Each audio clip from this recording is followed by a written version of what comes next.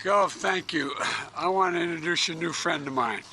This is Dane. Dane lives down the street. And Dane and he has cousins who are all together. And one cousin, I don't know where she is. There she is. Come on up here, honey. Can you see me? Come here. She is about to graduate from UK on Friday. And I just want you to meet him. I'm sorry to keep you all waiting, but I got a chance to hang out with the whole extended family down there. And I want you to meet a soon-to-be graduate who wants to go on to graduate school. Come on up here, hon. Abby is here, and we're going to figure something special for her graduation day. But imagine that. This Friday, she graduates from UK. I kid and say the best thing that ever came out of Kentucky was my sister-in-law. And she's all blue. She went to UK, then she went to Duke Law School, and she married my brother. We're all thankful to everybody for her marrying my brother. And at any rate, so you got to remember me when you're president, right? Yeah. Okay? Thank you. I just want you to meet the folks I was just hanging with. Thank you, honey. Andy, thank you, Gov, for the introduction. Your forbearance is commendable. This has to be an emotion for you, the family, for the congressman, for all of you congressmen. Thanks for the passport into your district. Appreciate it. And I want to also thank everyone here that took the time to be here. And, one of the things, back in the 1900s, Dawson Springs was a place where people came to be healed because of the mineral waters. Literally, it was a place you came to heal. Now it's our turn to help the entire town to heal. You know, I granted the request for the first emergency declaration and major disaster declaration the moment I received it, because I got to know the governor's father, and I knew nothing would come that wasn't real. I mean it, for real. And, yesterday I also approved an emergency declaration for the state of Illinois and Tennessee. And I intend to do whatever it takes as long as it takes to support your state, your local leaders, and as you recover and rebuild, because you will recover and you will rebuild. You know, the scope and scale of this destruction is almost beyond belief. When you look around here, it's just almost beyond. These tornadoes devoured everything in their path. And, as I flew over here in the helicopter, you can look down and you see a house 20 yards away from a house that's devastated, and the house is in good shape. I mean, it's just, tornadoes are such devastating storms. Back where I'm from, we're used to hurricanes and floods and high water, but these tornadoes are just something totally different. And they're not, it devoured everything in the path, your homes, your businesses, your houses of worship, your dreams, your lives. And the governor confirmed there, I think you said 74 fatalities so far, Gov, in Kentucky, and making these among the deadliest tornadoes to ever strike this state. Almost 14 people are confirmed dead in other states, with dozens of people still fearful of where they're. Chuck Schumer is expected to miss his self-imposed deadline, told to vote on Biden's multi-trillion-dollar spending bill by the end of the year. Now, while Biden himself and other Democrats have insisted the massive Build Back Better Act can clear Congress before Christmas, NBC News reported that Schumer is likely to hold off on bringing the measure to floor to vote. In addition to opposition from Manchin to keep portions of the Democrats reportedly have yet to reach an agreement on other sticking points, including how much people in high tax locations can deduct from state and local taxes. Now, the Treasury Department and the IRS just made their final monthly child tax credit payment under Biden's new stimulus bill.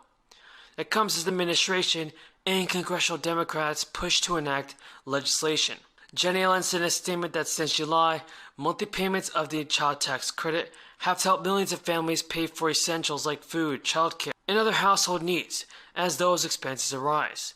The lives of tens of millions of children across the country have improved because families have received tax relief when they need it the most. The stimulus relief law that Biden signed in March expanded the child tax credit for 2021.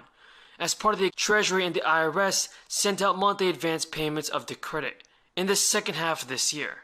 Families have received monthly payments of up to $300 for each child under age 6 and up to $250 for each child ages 6 to 17. Now today's payment is the final month of child tax credit. Now while Democrats intend to extend the monthly payments for 1 year, this might not happen, but so far Nancy Pelosi is signaling that Congress is unlikely to take up a standalone bill to extend the monthly payments, noting it will be difficult for a bill to pass. Thank you again for your support, everybody. If you have any more questions about the fourth stimulus check, be sure to... Many women exit the workforce because their child wasn't in school. Well, what does this do to that woman's future? The potential earnings decrease, the stability and opportunity to advance in their careers decreases. So it's not just the children that are impacted, but the family as a whole. So again, if the Democrats want to proceed down this path and push through their BBB, or what we call the the reckless tax and spend bill, parents are going to have fewer options for child care, and the cost of child care for those middle income families will soar. We cannot afford to do this, and we're placing the burden of this on the backs of our hardworking families. Thank you, Senator Burr. You heard some concerns about the child care plan, which is part of the BBB, and you might ask yourself, why is it that it's got all these problems? And I'm going to talk about the process. The question is the right way to write legislation having a few people in one party only sit down and write something themselves without any input from the other party, without the back and forth between the two houses with Republicans and Democrats working together? Is that the right way to get a piece of legislation done, which affects, in this case, a pretty darn important thing, our children and raising our kids? Now, we've looked at what the Democrats have put together by themselves. And 182 senior congressional staffers have violated the Stock Act, the insider trading law. I'm wondering if you have any reaction to that, and secondly, should members of Congress have their... No, I don't know to the second one. We have a responsibility to report in the stock, on the stock, but I'm not familiar with that 5-month review, but if people aren't reporting, this is a free market, and we're a free market economy. They should be able to participate in that within their initiatives across the country. For the worst, they've covered it for the worst.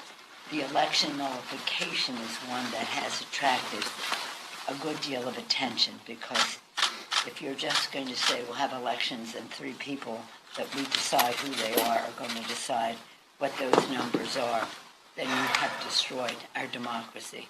So I would...